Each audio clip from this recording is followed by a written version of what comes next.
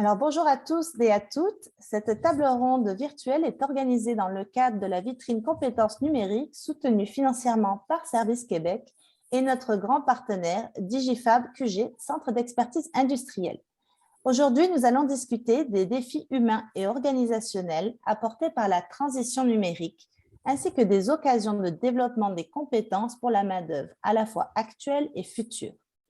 Alors, il me fait plaisir de vous présenter tout de suite nos invités et nos experts, sans plus attendre, à commencer par Rémi Taurine, expert développement des affaires et virage numérique 4.0 chez Digifab QG, Jonathan Broder, commissionnaire à l'innovation Industrie 4.0 du CEI Montréal, Annie Moustapha, professeur, directeur réseau Innovation 4.0 et chaire de recherche Siemens sur l'intégration des technologies de l'industrie 4.0 à l'ETS, Martin Hamel, gestion de programme Initiative MAC d'Aéro Montréal, Pedro Gregorio, spécialiste fabrication avancée chez MDA, Soumaya Yakou, professeur titulaire, département de mathématiques et de génie industriel et co-lead du projet du Fonds canadien d'innovation qui rassemble 8 institutions québécoises de recherche pour le développement d'un réseau de chaînes numériques de valeur.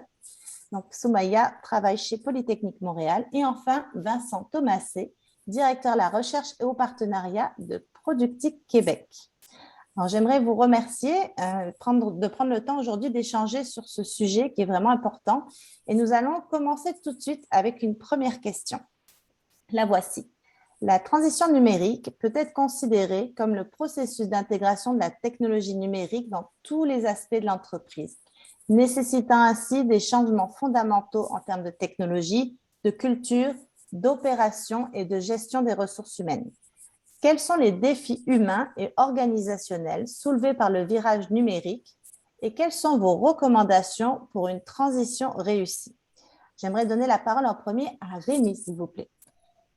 Merci Béatrice, excellente première question. Donc oui, c'est certain, la transition numérique amène son lot de défis autant humains et organisationnels dans une entreprise. Donc on peut apparenter ça à un traumatisme général.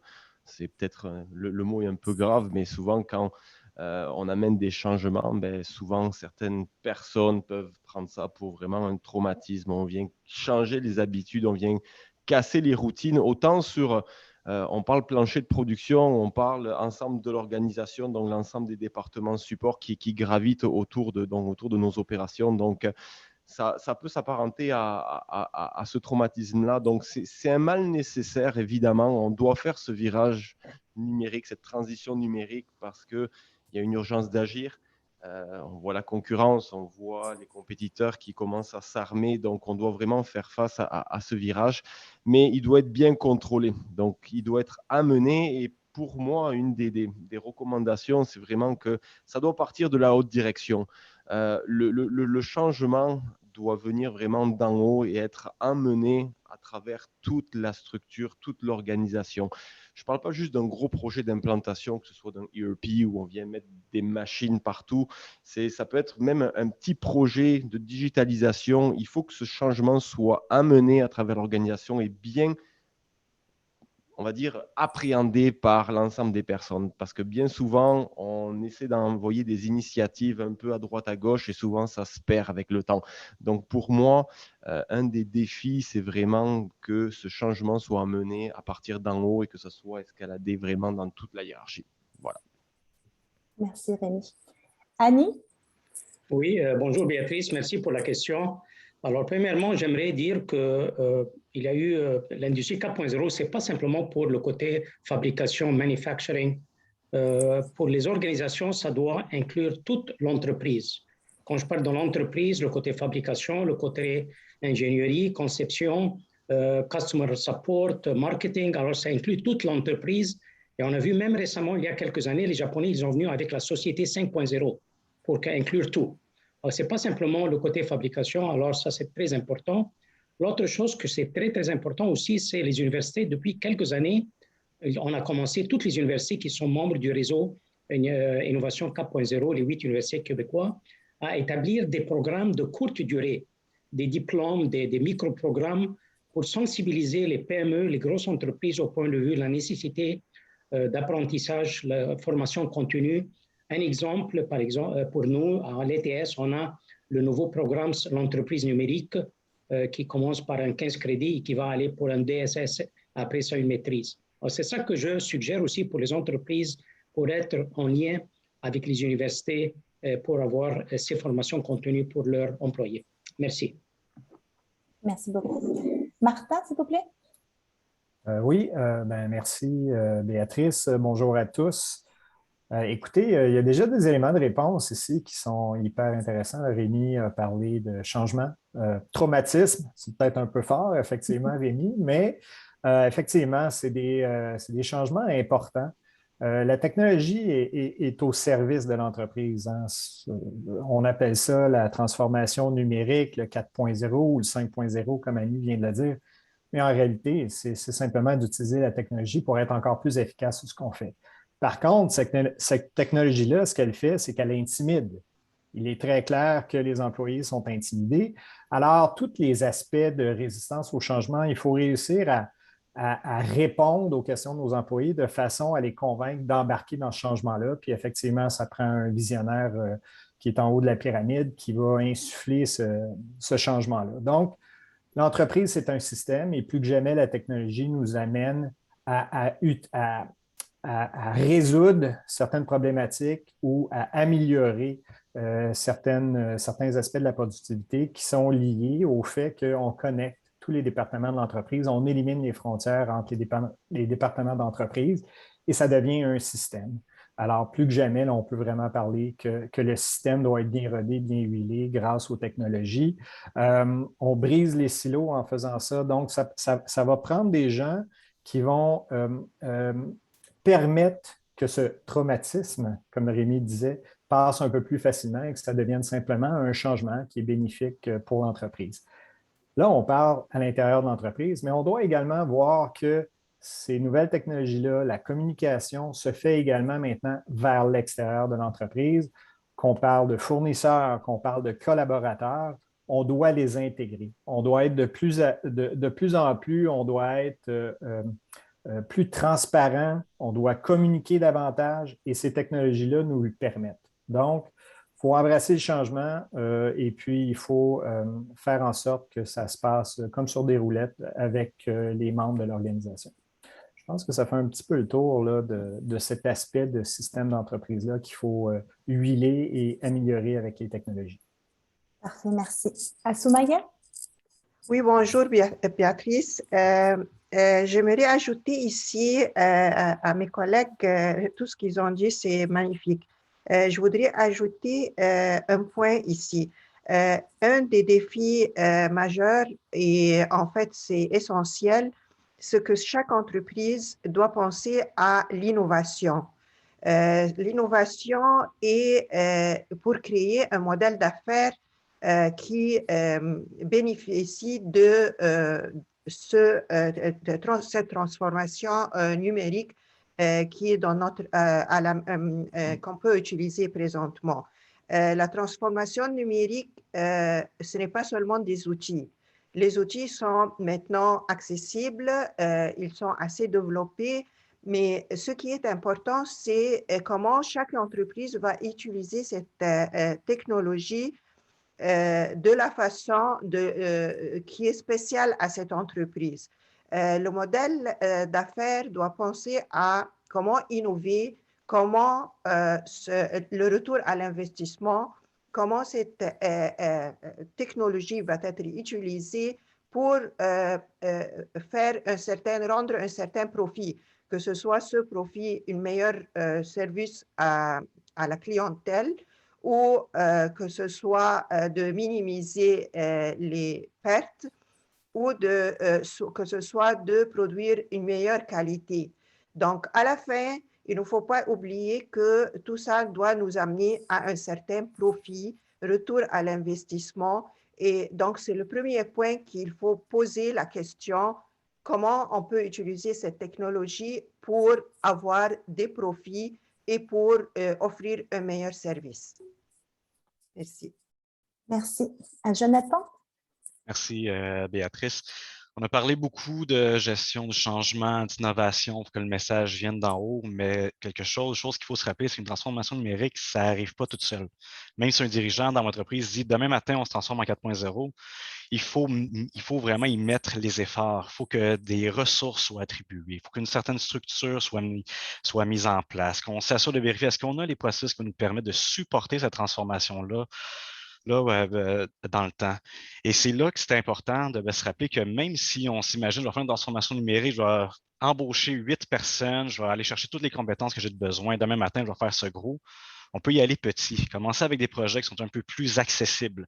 C'est qu'on peut utiliser avec les ressources qu'on a déjà à l'interne au fur et à mesure qu'on progresse petit projet par petit projet et qu'on soit en mesure d'aller chercher les compétences qu'on a besoin, que la structure qu'on va mettre en place se raffine et qu'au final, ça devienne une partie intégrante de l'entreprise au même mot que de continuellement faire du lean, de l'amélioration continue ou des choses comme ça. Donc, c'est quand même assez important de se dire des efforts doivent être mis, les compétences doivent être là. On n'est pas obligé de commencer trop gros, trop vite. On peut y aller petit à petit et prendre en maturité là-dedans. Merci. À Pedro? Oui, merci Béatrice. Très intéressant comme discussion. Chez MDA, la transition numérique, ce n'est pas un but en soi, mais ça a été vraiment un outil qui nous a permis de faire face aux changements dans le marché. Passer d'un mode où on bâtit un satellite peut-être sur un échéancier de 3 ans à pouvoir supporter des projets avec des centaines de satellites. Et oui, c'est très important d'avoir un bon plan, d'accueillir les technologies et d'avoir surtout le support au management. Mais ce qui est encore plus important dans notre expérience, c'est vraiment d'aller voir le monde qui exécute le travail. La technologie est importante, mais le changement culturel est encore plus important. C'est très facile d'imposer de quoi. On a besoin de l'appui de tout le monde dans toute la chaîne pour avoir un succès, mais n'importe qui dans la chaîne peut assurer un échec. Aussi, en travaillant directement avec ceux qui sont habitués, on en retient les forces, leurs expériences, leur vécu. Ce n'est pas toujours transparent partout dans l'organisme qu'est-ce qui se passe vraiment. Et des fois, il y a des belles initiatives et des belles idées qui sortent de ceux qui travaillent au quotidien. De plus, en les incluant, ce que ça nous a permis de faire, c'est qu'ils s'emballent dans le projet, ils s'approprient le projet et ils vont travailler encore plus fort pour assurer le succès. Alors, très important d'œuvrer dans tous les niveaux de l'organisme et aussi d'identifier un agent de change management, pour assurer cette transition culturelle. Merci. Vincent? Oui, merci. Il y a beaucoup de points qui ont été nommés qui rejoignent beaucoup ce dont je voulais parler. Chez Productic, on a fait plus de 75 audits Industrie 4.0. J'aimerais prendre un peu le temps là, pour ressortir un peu les tendances qu'on voit dans ce qui est les facteurs facilitants là, pour aider à la transformation numérique. On l'a nommé tantôt, c'est vraiment important d'avoir un plan de transformation numérique et d'intégration des technologies, mais pas juste des technologies qui apportent de la valeur pour l'entreprise. Soumaya parlait tantôt de changement au modèle d'affaires, comment ces technologies-là vont permettre d'aller plus loin, de nous faciliter les tâches. Donc, comment intégrer ces technologies-là dans la définition du nouveau modèle d'affaires de l'entreprise. Très important, chaque entreprise a son plan qui intègre ses technologies à elle. Ce n'est pas le même plan pour tout le monde et c'est vraiment d'avoir quelque chose de personnalisé. Ce qu'on a vu comme facteur facilitant, les entreprises où il y avait un responsable de la transformation numérique qui était nommé, c'était ça son rôle, ont progressé. Ceux que la transformation numérique, c'est comme la qualité, c'est l'affaire de tous, bien, il ne s'est pas passé grand-chose. On l'a nommé tantôt, ce n'est pas parce que le dirigeant a dit « j'ai un plan numérique » que tout le monde va pouvoir suivre. Il faut vraiment que ce soit clairement défini jusqu'à l'exécutant, comme Pedro l'a nommé. Aussi, donc, que ce soit vraiment son mandat officiel et qu'il ait les bonnes compétences pour être un agent de changement et un leader positif pour amener le monde à vouloir participer à cette transformation numérique-là. Il y a des choses qu'il va falloir changer. Il faut expliquer au monde pourquoi on veut collecter des données sur ce qu'ils font, les causes d'arrêt, c'est pour améliorer. Et ensuite, il faut montrer aussi que ça sert à améliorer. Si je passe 2 ans à mettre mes causes d'arrêt sur ma machine et qu'on ne me revient jamais avec « ça sert à quoi », ben, la qualité des données va baisser au fur et à mesure qu'on ne donne pas de feedback sur à quoi ça sert ma participation dans la transformation numérique. On l'a nommé tantôt aussi, faire un premier projet numérique donnant des résultats immédiats pour partir le momentum, pour que le monde voit, ah, ben oui, c'est le fun, c'est accessible, et ensuite, on va dans des projets plus ambitieux. Si on cherche vraiment à faire un premier projet qui va prendre 2 ans à se faire ressentir, on va perdre le momentum, on va perdre l'engagement des gens. Ça va amener aussi à formaliser les pratiques. Donc, on ne peut pas numériser si on ne sait pas ce qui se passe, si on ne sait pas ce qu'on fait. Donc, il y a un effort d'amélioration continue, de définition des processus, de définition des liens entre les systèmes qu'il faut mettre en place. Et il faut donc intégrer les technologies numériques dans un effort d'amélioration continue. Donc, on l'a vu beaucoup, le Lean, on parle de Lean 4.0, bien, les technologies numériques viennent appuyer nos efforts d'amélioration continue et on vient intégrer les technologies pour aider à l'amélioration continue c'est une roue qui tourne. Donc, il faut lancer la roue. Et puis, le point le plus important, et je crois que c'est ce qu'il faut faire le plus maintenant, c'est partager ses succès et aussi son expérience dans ce qui a été plus difficile, ce qui a été moins réussi. Donc, ça fait plusieurs années que le monde sont dans la transformation numérique. On veut des success stories, mais on veut aussi donc de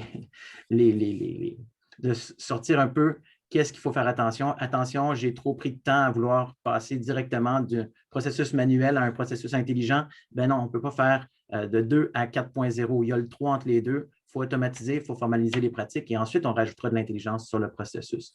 Donc, on est beaucoup dans je crois qu'il faut amener le partage des expériences et donc, les tables rondes comme ça, je pense que c'est le bon point de départ pour amener ces expériences-là au monde.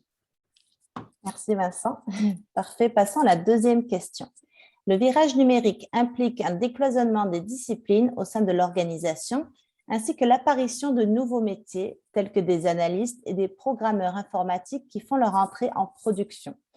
Les employés sont ainsi appelés à se parler, à se comprendre et à coopérer.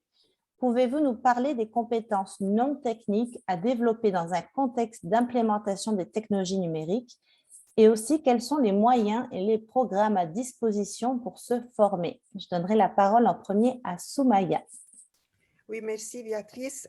Oui, en fait, c'est une question très importante. Il faut comprendre qu'avec la transformation numérique, il y aura des changements quand même majeurs. Ces changements, un des changements très importants, c'est qu'il y aura de plus en plus des machines qui sont intelligentes, qui vont prendre des décisions, et ces décisions ne sont pas nécessairement dans la même direction ou dans le même esprit des décisions qui sont prises traditionnellement par les employeurs et les experts de certaines entreprises. Donc, il faut laisser la place à ce temps-là. Si on veut utiliser l'intelligence artificielle, cela veut dire qu'on veut améliorer en aidant les machines à travailler d'une façon collaborative avec les êtres humains. Et les êtres humains doivent laisser cette place aux machines, faire confiance aux machines. Donc, ça, c'est tout nouveau parce que je crois que jusqu'à présent, c'est les êtres humains qui prenaient toujours des décisions. Ce ne sera pas le cas. Et supposément, les machines sont intelligentes et ils apprennent de l'expérience passée et ils sont capables, avec des techniques de l'intelligence artificielle, à venir avec des décisions qui sont non habituelles. Donc ça, c'est la première chose, c'est le travail en collaboration, mais pas seulement avec les autres êtres humains, mais aussi avec les machines. Une autre compétence qui sera intelligente aussi, c'est de s'assurer de la santé et la sécurité dans des situations et des conditions qui ne sont pas contrôlées à 100% par les êtres humains, ce qui est nouveau dans notre cas. Merci. Merci. Annie? Oui, pour les compétences, premièrement, j'aimerais souligner le livre blanc de Air Montréal qui a été publié il y a quelques années, où on a publié les compétences, les 7 compétences. Et imaginez-vous, parmi les 7 compétences qu'on a listées, il y avait trois compétences qui sont très, ce que je considère pas beaucoup techniques. Exemple, relationnel et organisationnel. Optimisation des processus, gestion des affaires et compétition. Autant sont des compétences qui sont très importantes. Autre chose, j'aimerais souligner parmi les 8 universités qu'on a dans le réseau Innovation 4.0, on a 2 écoles de gestion. L'école de gestion à UQAM et puis l'autre, c'est l'école de gestion à l'Université de Sherbrooke. Alors, le côté gestion, c'est très important parce que il y a des personnes qui développent les technologies, mais maintenant, comment on peut implanter ces technologies dans une organisation? Alors, ça, c'est le côté gestion de l'innovation, gestion du changement, change management. Alors, toi, ça va venir. Un autre exemple que j'aimerais peut-être partager avec vous, comme vous connaissez, j'ai la chaire industrielle Siemens 4.0 sur l'intégration des technologies du 4.0 dans une organisation comme Siemens. Alors, pour implanter ça dans 4 gros départements à Siemens, qui est le génie, design, conception, fabrication, assembly, test, et puis après ça, supply chain, marketing, tout ça. C'est pas simplement le côté technique, il y a beaucoup plus que le côté technique, plutôt comment gestionner et comment on peut intégrer ça d'une façon qui est très agile dans une entreprise. Merci. Merci. Rémi? Oui, donc pour répondre un peu à la question au niveau des compétences non techniques, que ce soit autant pour la relève que les dirigeants d'entreprise, les professeurs, tout le public qui va nous écouter, je pense qu'il y a quand même une certaine curiosité à développer sur les nouvelles technologies, les nouveaux moyens qui sont là pour optimiser nos processus, améliorer le quotidien, toujours en quête de l'amélioration continue, découvrir un peu, toujours être à jour sur l'écosystème des technologies, que ce soit au Québec ou ailleurs. Donc, c'est certain que dès qu'on va rentrer dans de nouvelles organisations, il va y avoir des technos, il va y avoir des nouveautés. C'est certain qu'on doit être à la page. Puis ça, je m'adresse à la relève pour l'avoir vécu. J'ai un background technique, une grosse expérience en aéronautique. Puis voilà, ça évolue vite. On doit toujours être à la page, toujours se poser les bonnes questions. Comment on peut automatiser mes propres tâches pour s'améliorer? Donc, c'est ça. Il y a des technos. On est là vraiment pour être au-devant des choses. Donc, ça, c'est un peu mon conseil. On voit d'un point de vue entreprise, on voit encore trop de dirigeants qui ne connaissent pas les fondamentaux du 4.0, 3.0, peu importe le chiffre, mais c'est vrai que des fois, on pense trop 4.0, mais il y a les fondamentaux à mettre en place. Donc, c'est pour ça que en termes de moyens et programmes qui sont à disposition, là, je prêche pour ma paroisse et pour notre paroisse avec Jonathan, je me lie à toi parce qu'on fait partie des centres d'expertise industrielle. Ça a été mis sur pied pour sensibiliser le monde, que ce soit la relève ou que ce soit les dirigeants au niveau de la compréhension de l'industrie 4.0. Donc, il y a vraiment un rôle éducationnel avant tout pour justement promouvoir ces technologies, promouvoir ces nouvelles façons de faire. Donc, je le répète, il y a des initiatives qui sont mises en place pour tout le monde pour justement essayer de se mettre à niveau. Merci. Merci. Jonathan? Oui. On a parlé beaucoup de techno, on a parlé beaucoup de changements organisationnels, on a parlé au niveau des dirigeants, des écosystèmes, de thèmes et tout ça. Il y a un clou sur lequel je vais taper, que je vais continuer à taper probablement pendant les prochains mois, prochaines années. Le CEI a fait une quinzaine, vingtaine d'accompagnements, surtout en PME. Puis quand je dis PME, on parle de 50 employés moins, 5 millions de chiffres d'affaires faire dans la région de Montréal. Fait que vraiment un peu plus sur la plus petite entreprise. Et ce qu'on a remarqué, c'est que oui, quand on parle de compétences, on nous parle de compétences techniques. Des programmeurs, des data scientists, des gestionnaires de projets. Mais ce qu'on observe, c'est que lorsqu'on discute, disons, avec le superviseur de production ou un chef de service, lui, ce qui ressort, c'est on lui parle de taux de rendement global. On lui parle de Lean, on lui parle d'ERP, on lui parle de End-Dom et il y a des points d'interrogation dans les yeux. Il y a ces éléments-là de base de gestion des opérations, du génie industriel, de la gestion manufacturière, qui sont nécessaires de comprendre afin éventuellement d'identifier les bonnes informations qu'on a besoin, qu'on va voir automatiser avec 4.0 et tout ça, qui ne sont pas nécessairement maîtrisées dans les PME. Et la raison, c'est simple. Ces superviseurs-là, ils ont commencé 10 ans, 15 ans avant, comme opérateurs de machines dans l'entreprise. Ils ont progressé, ils sont devenus chefs d'équipe, ils avaient leur petite unité, ils ont continué à monter, mais ne sont pas été chercher les formations nécessaires dans un contexte vraiment de gestion des opérations, de gestion manufacturière. Donc, dans un contexte de transformation numérique, avant même de commencer à parler de gestion de projet et tout ça, il faut se poser la question, est-ce qu'on maîtrise notre environnement manufacturier? Est-ce qu'on maîtrise nos opérations? Est-ce qu'on comprend en fonction d'un nouveau modèle d'affaires qu'on veut pousser en termes d'innovation, comment est-ce que ça va se refléter au niveau manufacturier? Éventuellement comprendre, si je veux éventuellement faire du système end-done, quelle information que j'ai besoin pour l'exécuter convenablement, et en identifiant cette information-là, là, je suis en mesure de dire, voilà comment j'allais chercher la donnée sur un équipement ou un dashboard, comment est-ce que je vais l'amener à mes employés, à mes superviseurs, etc. Donc, il y a vraiment ce volet-là de gestion des opérations qui peuvent être cherchées au niveau de la formation continue à l'ETS ou à Polytechnique. Il y a des formations qui se donnent au niveau de cégep également, qui permettent d'aller chercher un peu plus en maturité en gestion manufacturière. Et ça, c'est vraiment un prérequis avant même de commencer à parler de transformation numérique. Merci. Pedro? Oui, juste pour rejoindre un peu le point de Jonathan, effectivement, nous, on a commencé avec l'automatisation avant même de réfléchir à virage numérique dans nos projets. Et un des premiers objectifs, soit une des premières valeurs ajoutées qu'on a trouvées avec l'exercice d'automatiser les processus, c'est la première étape. Ça t'oblige à questionner tes processus actuels et à les détailler d'une façon, à un niveau de détail qu'on n'avait pas auparavant. Quand tu demandes à un opérateur d'exécuter quelque chose, il en a vu d'autres, il sait comment faire. Oui, ces documents de référence, tu n'as pas besoin de détailler toutes les instructions. Quand tu passes en automatisation, pas le choix, tu dois le faire. Et cette première étape de questionnement permet vraiment de systématiser. Et ensuite, par-dessus, on a l'automatisation. Après ça, l'automatisation physique, c'est un aspect, mais c'est vraiment l'automatisation des données, la numérisation. Et en ce moment, on passe à cette étape-là. On passe de l'automatisation physique, automatisation des données et la communication.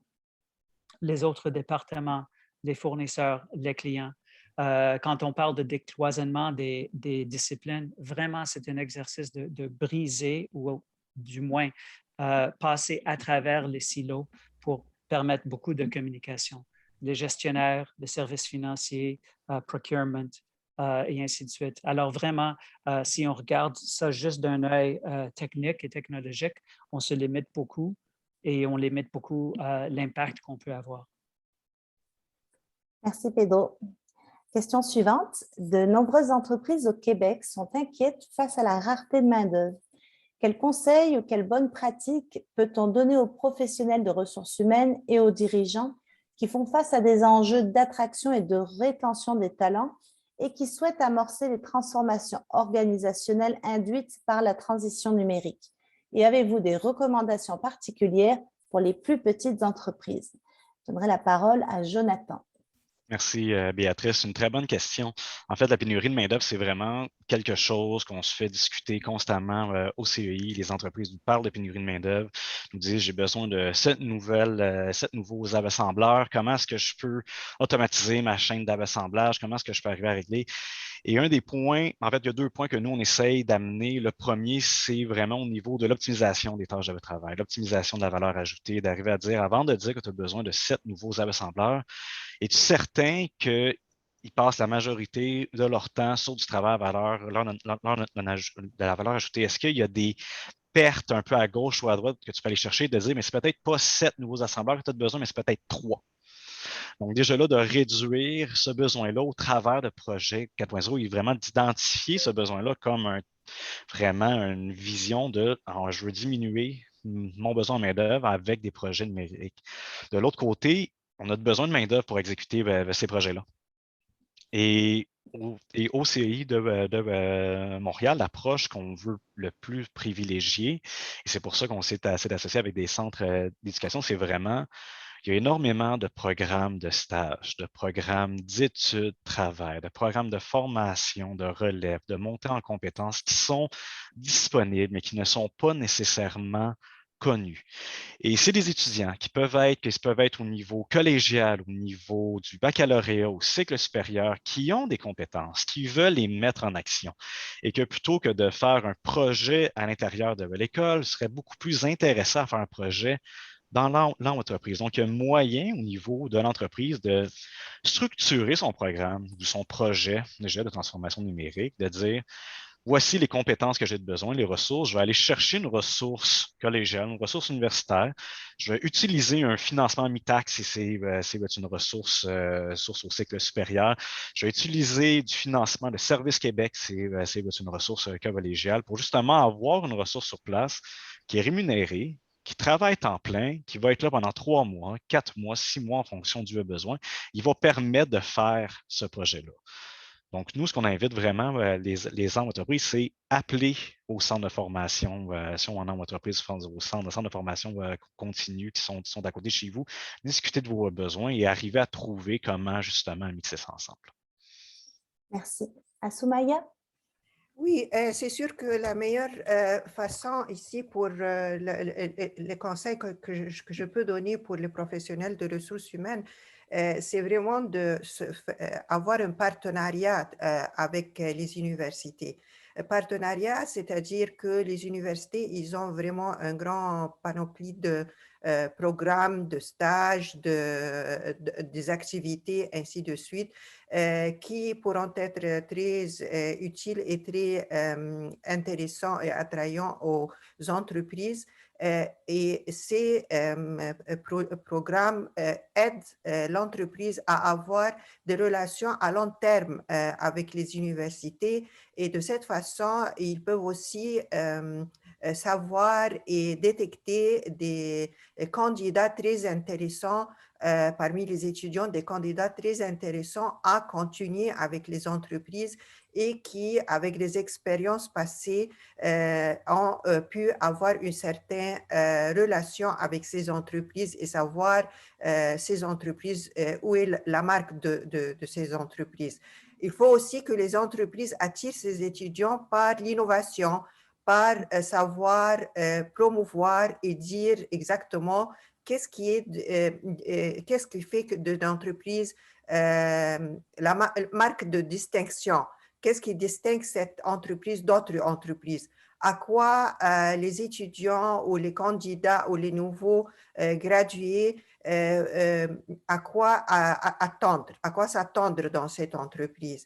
Donc, cette relation est une relation de partenariat qui dure plusieurs années et qui se prépare en avance en ayant un certain contact et une certaine attraction quand les candidats pour les emplois sont déjà des étudiants dans les universités. Merci beaucoup. À Pedro? Oui, les questions d'attraction et de rétention de talents sont toujours très importantes chez une entreprise comme MDA qui s'appuie beaucoup sur les talents de ses employés. Nous sommes quand même chanceux. Nous avons une mission qui est très facile à communiquer. Tout le monde, à travers l'organisation, sont dédiés, dévoués et passionnés même de leur mission. Quand on parle de virage numérique, ça peut faire peur à certains. Et oui, on parle on va perdre les emplois, on va remplacer avec des machines. La réalité, c'est plutôt que dans notre expérience, on trouve une transformation, un assembleur, un œuvrier qui est habitué de faire d'une certaine façon. On a comme un upskill. On peut leur former à l'interne, transformer leur boulot à quelque chose de plus intéressant. Plutôt qu'opérer un processus manuel, ça devient un programmeur de robots ou autre. Alors ça, c'est très important. Par contre, il ne faut pas non plus juste penser qu'on a toute l'expertise à l'interne. C'est une transformation, ça prend des nouveaux talents et c'est toujours un défi, bien entendu, d'aller chercher ce monde-là. Alors, ce n'est pas évident. À date, on a eu un beau succès. Et pour nous, on a réussi récemment à produire 500 satellites à travers un projet qu'on a mis en place, justement, qui avait l'automatisation, la transformation numérique.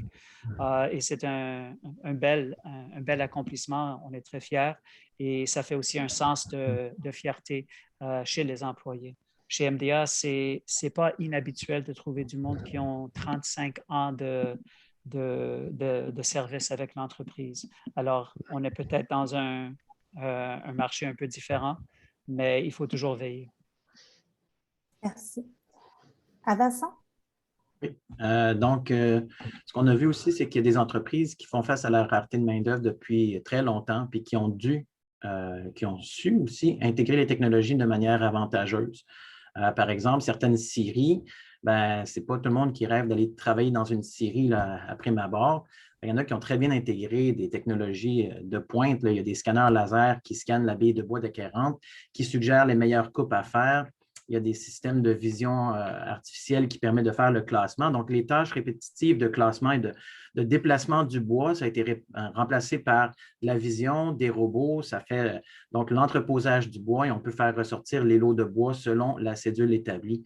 Donc, ils ont dû remplacer tout ce qui était manœuvre par des technologies. Et maintenant, le monde utilisent les technologies pour optimiser leur travail. Ces scieries-là, ça ressemble plus à des entreprises de jeux vidéo qu'à des shops remplis de brandy. Donc, le côté, ils gagnent à se faire connaître, à dire chez nous, c'est vraiment la technologie qui prime et on est une entreprise de notre temps et non pas une entreprise sur le déclin. Donc, il y a tout ce côté attractif de faire connaître leur entreprise comme une entreprise différente. Il y a aussi des entreprises qui ont intégré des systèmes et qui sont bien organisés, comme, admettons, une entreprise qui a intégré un MES pour faciliter le travail de ses assembleurs. Il y a un gros facteur de rétention de main-d'œuvre parce que même si on pourrait gagner un peu plus cher chez le compétiteur à côté, il est moins bien organisé. Donc, je sais que mon travail sera plus ardu. Donc, je vais rester dans l'entreprise qui est bien organisée, qui sait comment on travaille bien et qui a su intégrer les bonnes technologies pour me faciliter le travail. Donc, il faut penser à ça aussi qu'il y a un facteur de rétention. Quand c'est bien organisé, qu'on voit que l'entreprise sait où qu'elle s'en va, qu'elle intègre les bonnes technologies pour aider les employés, ça aide à ce qu'ils se sentent bien, puis que ce n'est pas une question salariale qui va faire qu'ils vont changer. Ils vont se dire, le coût n'est pas assez grand. Le bénéfice n'est pas assez grand d'aller chez le compétiteur vu le bénéfice que j'ai à travailler ici. Donc, il faut penser à ça dans les retombées qu'on ne peut pas mettre dans le ROI au début. Quand on prend un retour sur l'investissement d'un système MES, il y a beaucoup de retombées qui ne sont pas chiffrables, mais qu'on vit, qu'on est capable de voir une fois qu'il est installé. Donc, il y a donc les technologies qui peuvent venir aider à la rétention de main-d'œuvre et à faciliter à en faire plus avec moins. C'est très, très cliché ce que je dis, mais oui, si on est bien organisé, le monde, ils vont travailler à rajouter de la valeur, ils vont travailler ce sur quoi on les paye et non pas à chercher un outil ou à chercher un document et tout ça. Donc, voilà mes conseils de ce côté-là. Merci beaucoup. Rémi? Merci Béatrice. Ouais, Vincent, je reprends ton point. J'allais pas dans cette direction, mais c'est vrai que tu as tout à fait raison.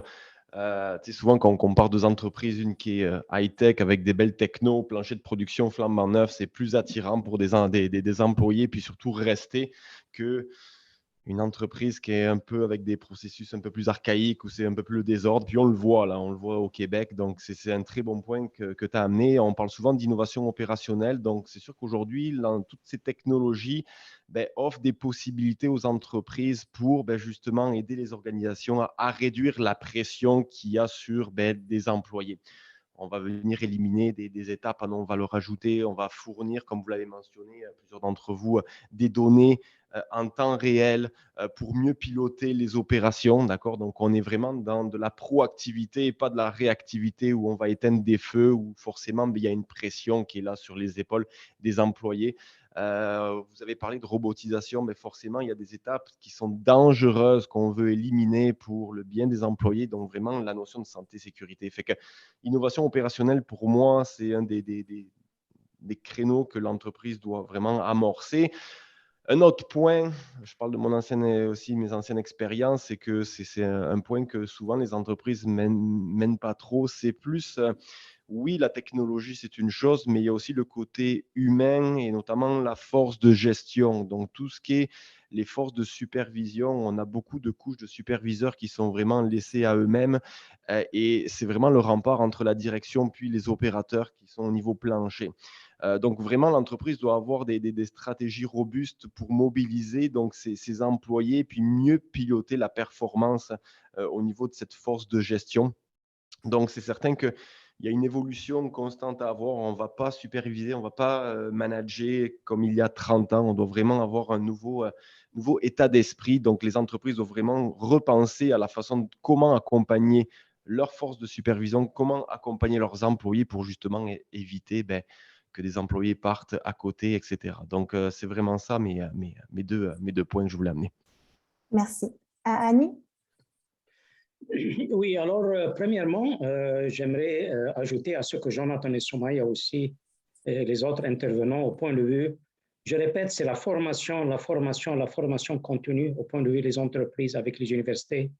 Et encore une fois, je répète, les stages.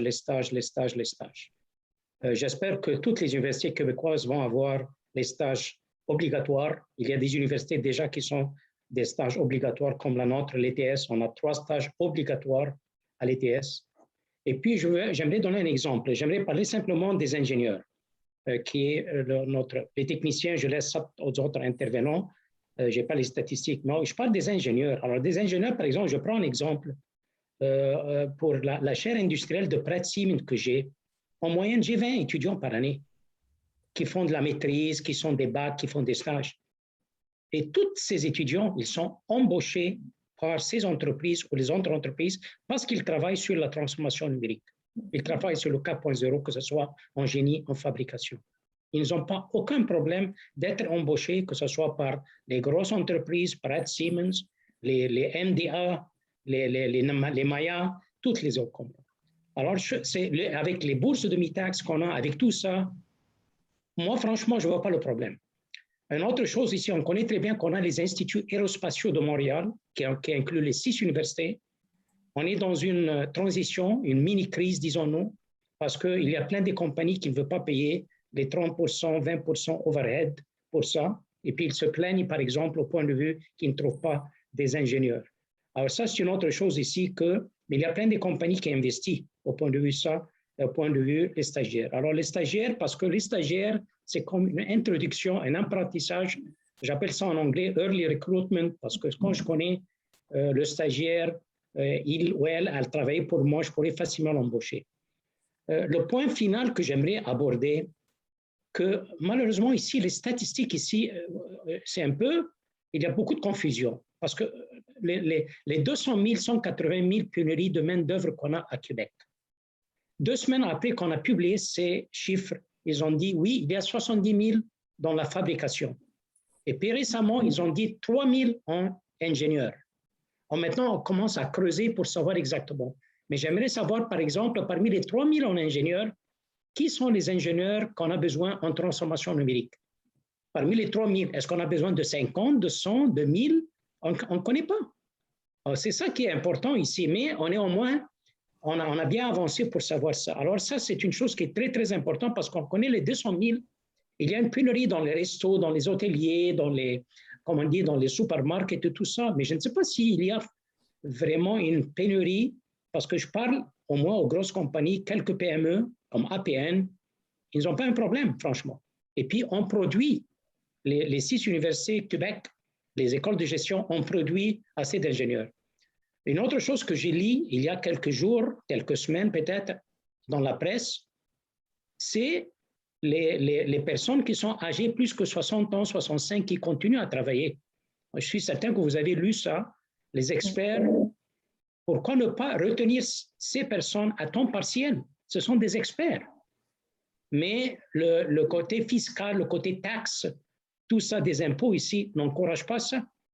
Alors maintenant, par rapport à 30 ans, 40 ans, il y a plein de compagnies qui retiennent le service des employés, des ingénieurs, des techniciens qui ont quitté à la retraite pour les avoir ici comme gestionnaires ou consultants avec tout ça. Mais alors, ce n'est pas simplement la COVID qui a créé ça. La démographie, la rareté de main-d'œuvre, on connaît ça depuis des années. avec le baby boomer, avec tout ça.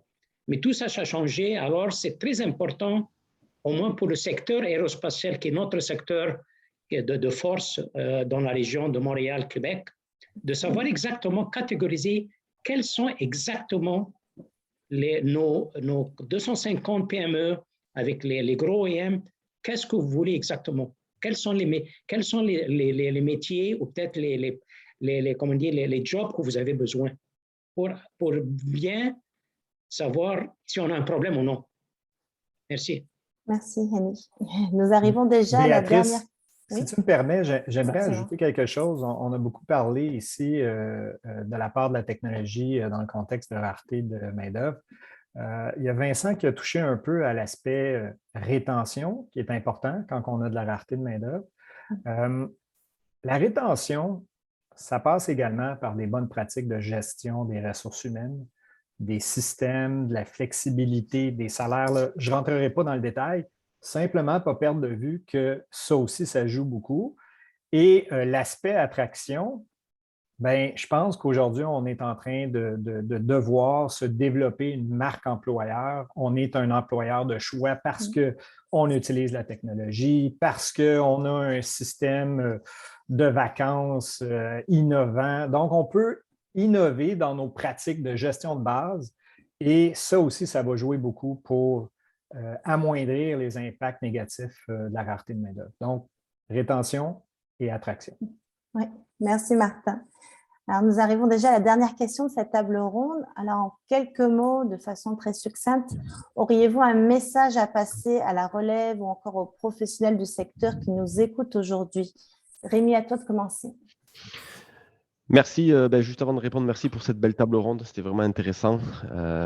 Donc, de façon prompte et concis. En quelques mots, pour la relève, je l'ai mentionné déjà un peu avant, puis je reprends un peu mon expérience. Soyez curieux, soyez à jour des technologies qui entourent.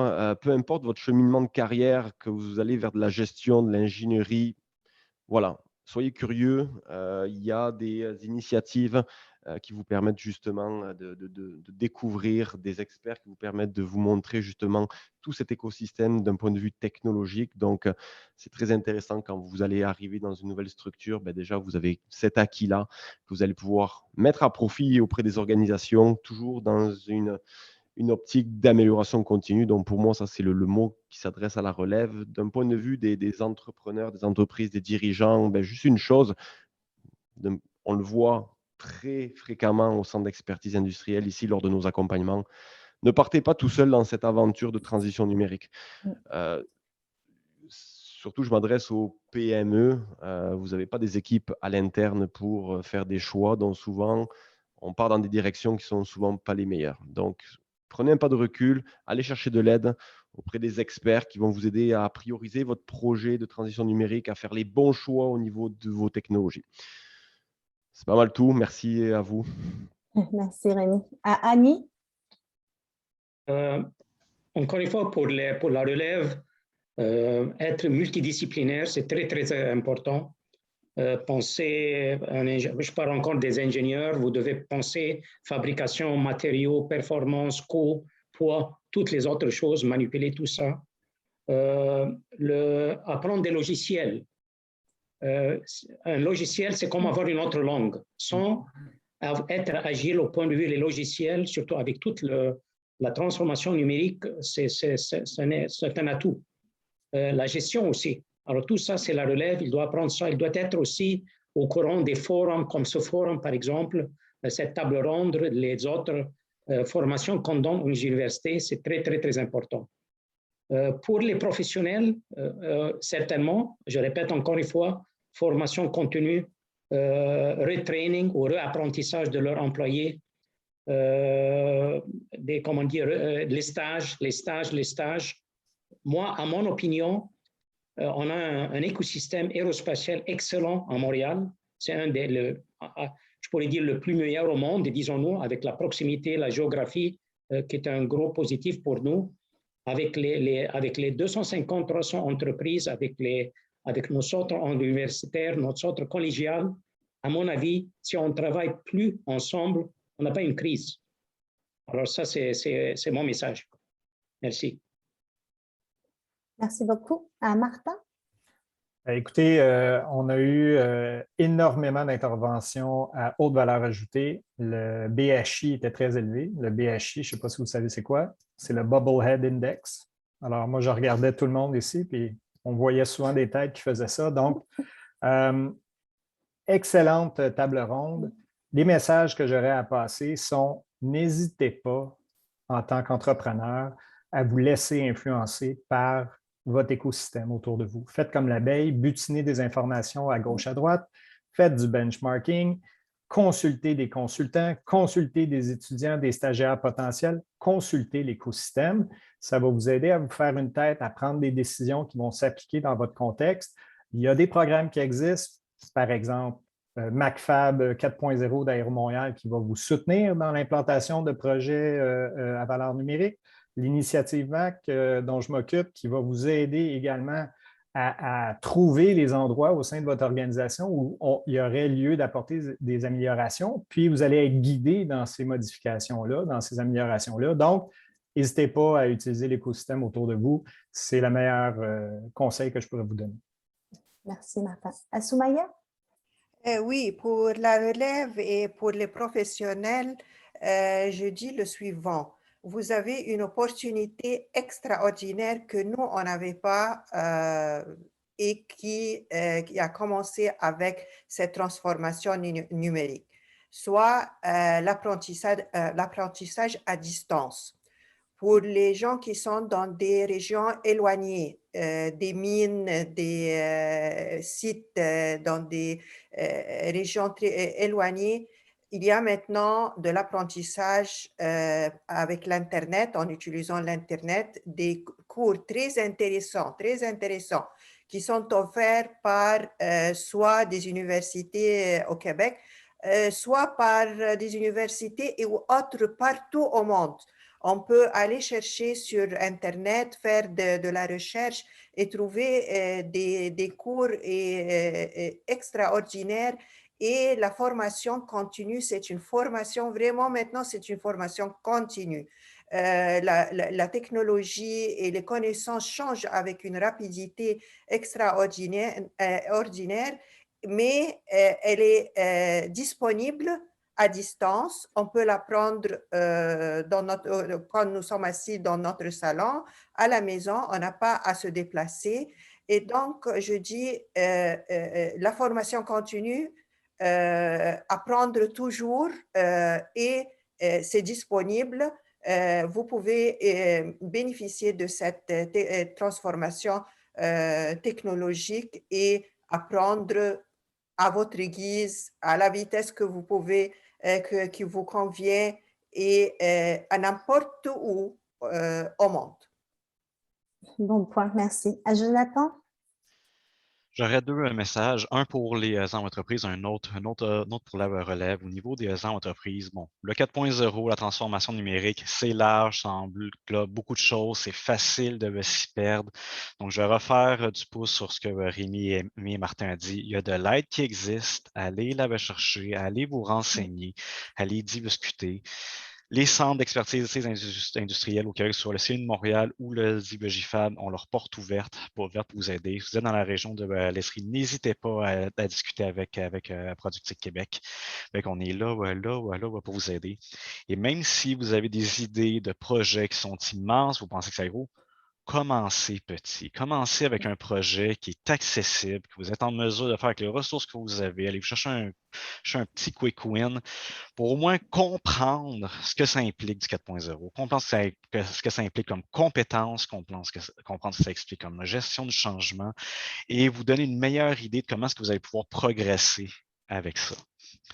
Au niveau de la relève, le manufacturier au Québec, aujourd'hui, ce n'est plus le manufacturier qu'on avait dans les années 80, 90, avec des grosses jobs sales, avec des scieries qui a de la suie de bois partout ou du coulant partout, des choses comme ça. C'est une industrie qui est très moderne, c'est une industrie qui est innovante et c'est une industrie qui va avoir vraiment des défis très stimulants aussi bien aujourd'hui que dans les prochaines années. Donc, pour ceux qui se demandent dans quel domaine aller, c'est un choix de carrière extrêmement stimulant de rejoindre l'industrie aéronautique et l'industrie manufacturière. Vous n'allez pas être en manque de défis, ça c'est clair et certain. Excellent, merci. À Pedro?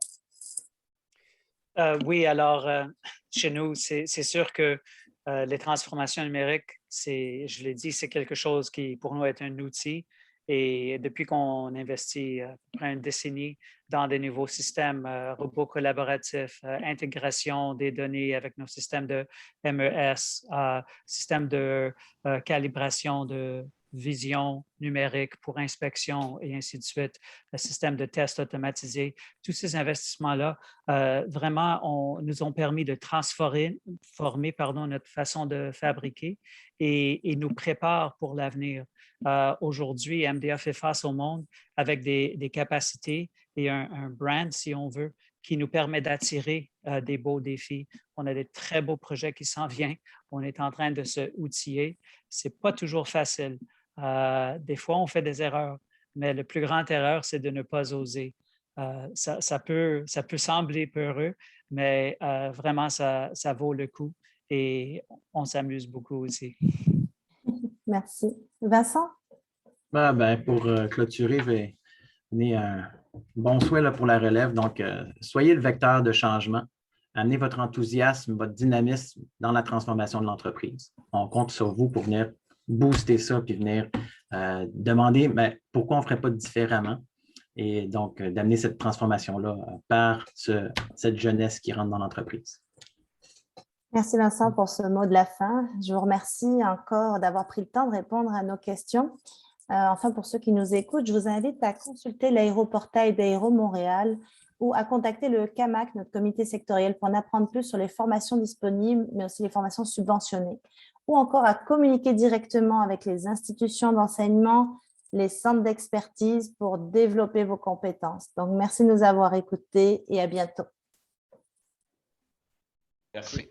Merci à tous.